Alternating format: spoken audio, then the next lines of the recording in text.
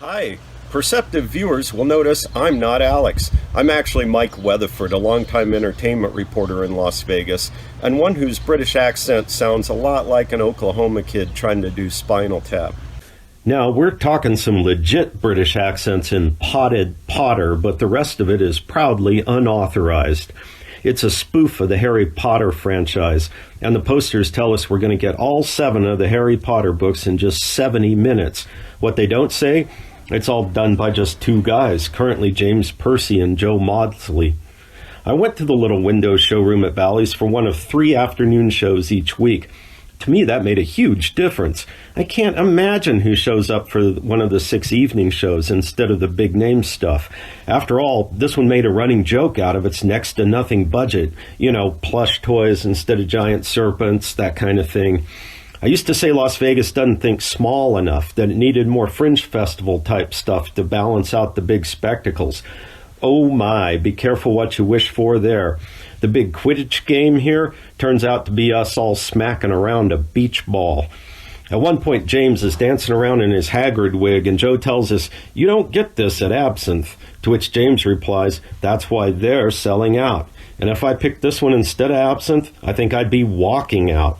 But in the afternoon, different story. There aren't many afternoon shows on the Strip anymore, and how many times can you see Mac King? This crowd was full of kids, and we all had fun. The youngsters really knew their Potterverse, and it was kind of a common bond.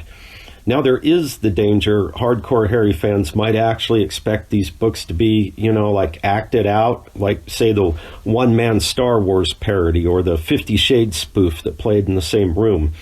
This one's just pure silliness with actual silly string and a super soaker. I'd call it narrated more than acted.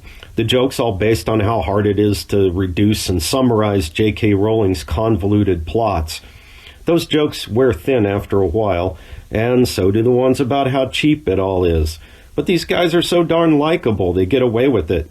They stretch their thin bag of tricks. You get video animation, a song parody, and for the grown-ups who are paying attention, off-topic references to everything from Frozen to Les Mis.